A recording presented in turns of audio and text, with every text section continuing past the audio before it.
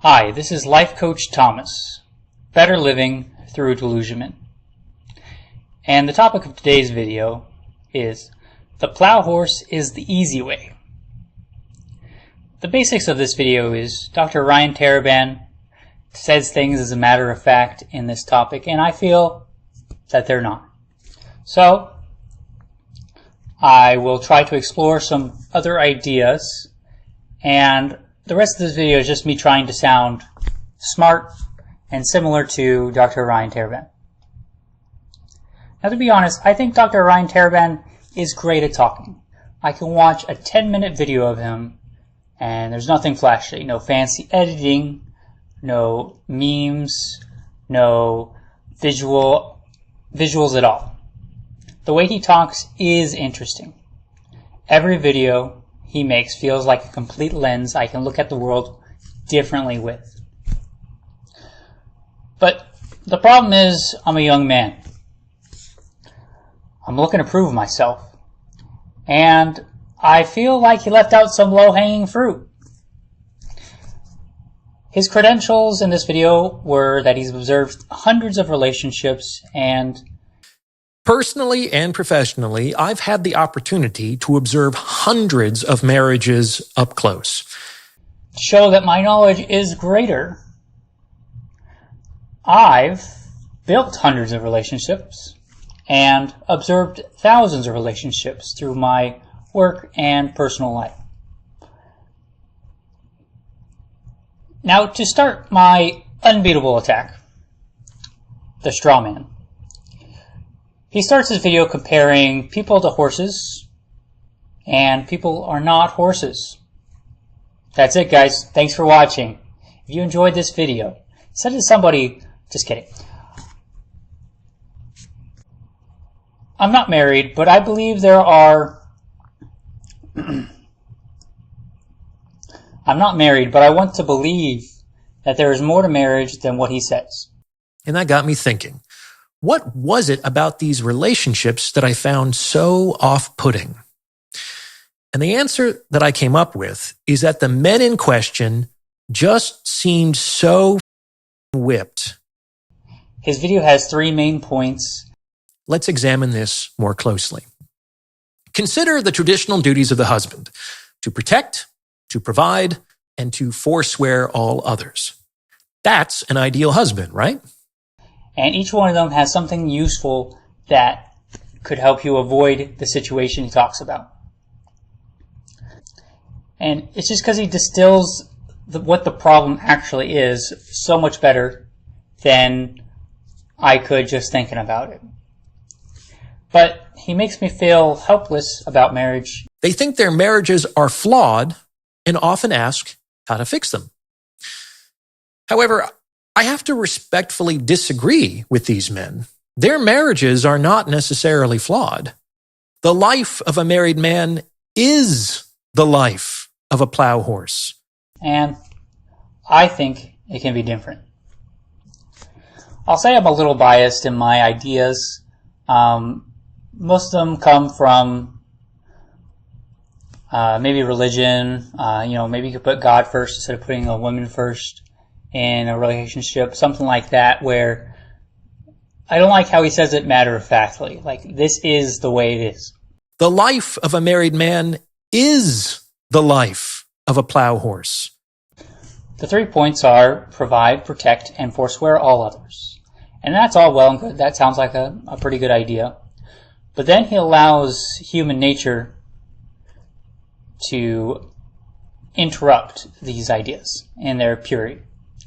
And so he'll try to optimize it, the source of loopholes and the ruination of a good thing. I do like optimizing things that work and making them run better, but in this case, the optimizations don't help in the long run. So what is the optimization of forswearing all others? He made some great points about how this is the natural end of that kind of thinking, where if you would not like your husband flirting with other women, the easiest way to remove this is remove his ability to communicate with other women. It's just a slippery slope. You're going to fall down that anyway. No free time, no communication, and he also talked about withholding sex as a tool for compliance. And he talks about how it works in a sense. But then he hides behind some words. Traditional social expectations. That's not marriage done wrong. That's marriage done right under traditional social expectations. And on some level, that might be for the best. And that doesn't feel like better living through psychology. I would rather he help us break the mold rather than put on the blinders. And this is where I feel you can make a choice. Optimize instead for attraction. It is harder, but I feel more comfortable than trying to trap somebody in a relationship. And I feel the most accurate description of what I would like is from Baki Hanma. And this story is a little unrealistic, but in this part where Baki's girl is about thinking about dating somebody else, Baki draws a boundary. You can leave me, but you can't come back. Something like that, where it sounded really good, where he allows things to happen. He'll let people leave your life. Maybe you won't let them join back, but that's how it is. And I like that sentiment. Okay. If you appreciate the insights on this video, I would highly encourage you to leave a comment of encouragement. This video is only possible because I'm willing to take a risk. Not any physical risks, just the risk that my ideas are a little delusional, and that I'll get called out and have to defend these delusional ideas like they're real. I have always loved his ad breaks because they feel like a natural extension, and I wish to convey that as well. The next point is provision, and the way to optimize this is like running a car. You want to get it out there as many times as you can, every single day, and you want to give it as little maintenance as you can, and as little rest without breaking down. That's kind of how he examines the plow horse in this situation, where you provide until you can't, or you'll get the bare minimum maintenance that you get.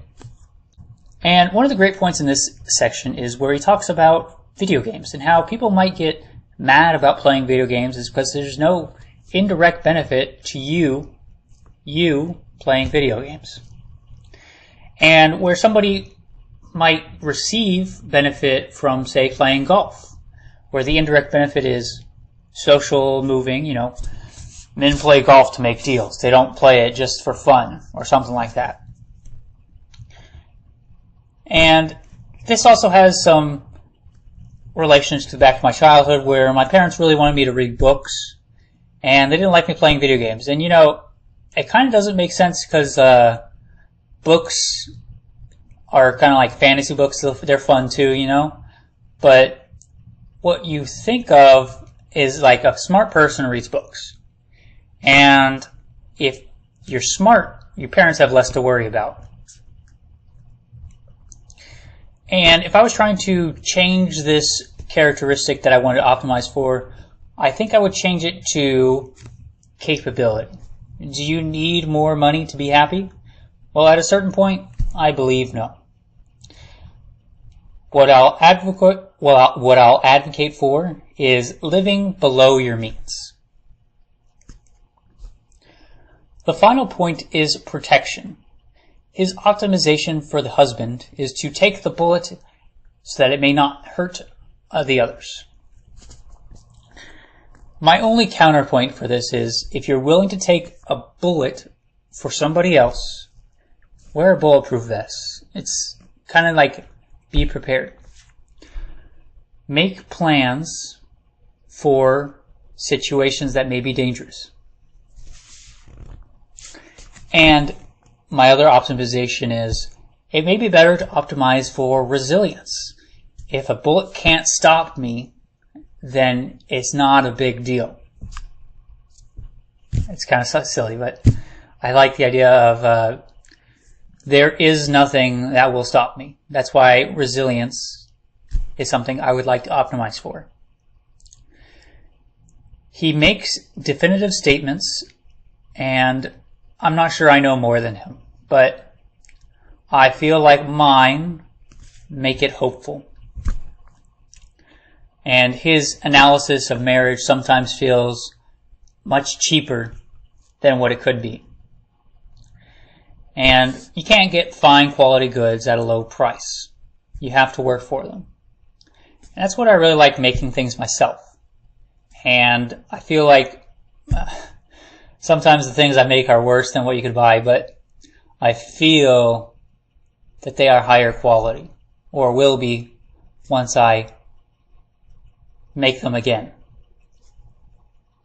And finally, if you know somebody who would benefit from my message, just send it to them. Except for Dr. Orion Taraban, just wait until I get about 1/10 the number of subscribers he has. That way he doesn't feel it as such an insult, you know what I'm saying? Thanks for watching.